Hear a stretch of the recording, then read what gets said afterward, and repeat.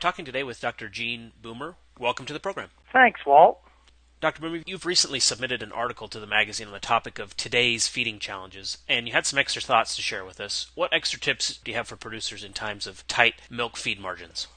Well, the dairy industry is definitely facing plenty of challenges around the feeding the cows and heifers today, whether it's price, forage availability, variation in quality. Those are just a few that we're challenged with.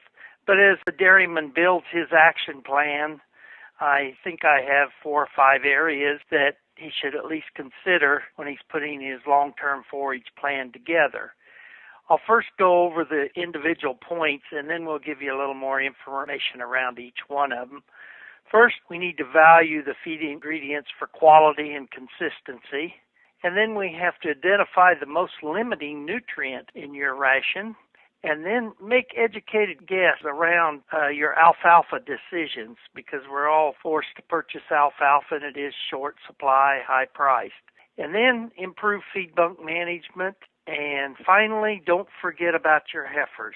So first off, we'll move into the value feed ingredients for quality and consistency. I think you need to center your feeding strategy around rumen health and feed efficiency. We never want to forget feed efficiency. And we need to aim for optimal fiber digestion and sustaining milk fat levels and preventing the health issues that come when we don't have enough fiber in our diets.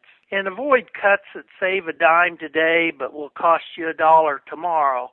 A good example of this be buying less dense protein sources like maybe DDG, where unit of protein is cheaper, but it's less digestible and in the long run results in poorer feed efficiency.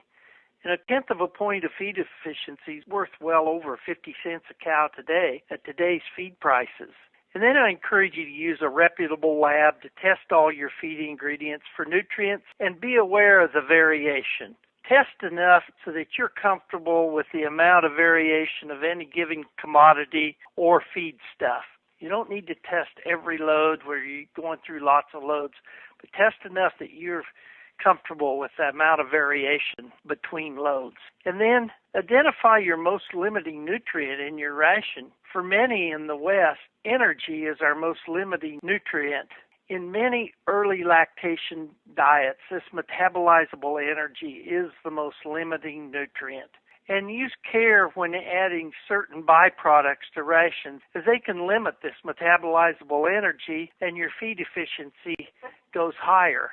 Or in other words, they just eat more pounds of the total ration to get the amount of energy that the cows need.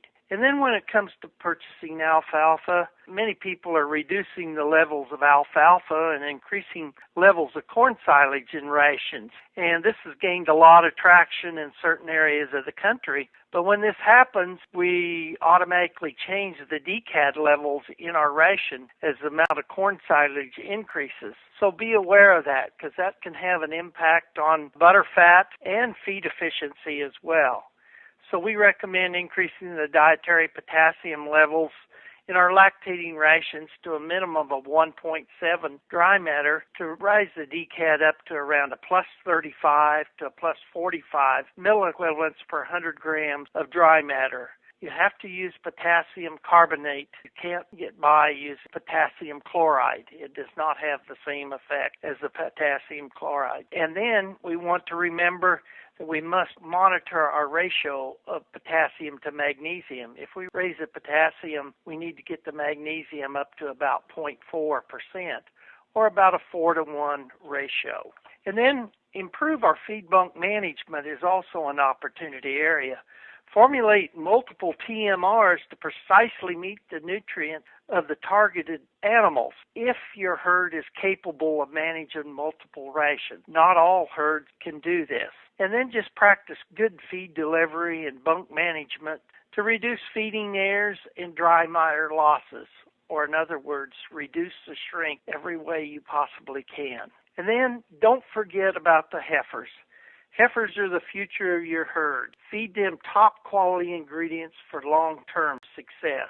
deliver high-quality protein to help the heifers achieve the desired volumetric growth and stature, and be selective as to which replacements to keep. With the higher feed costs today, it's requiring more intense management and monitoring of our young heifers. And with beef prices where they are, if we have good records, we can cull many of these young heifers that don't make the cut and put them into a beef program.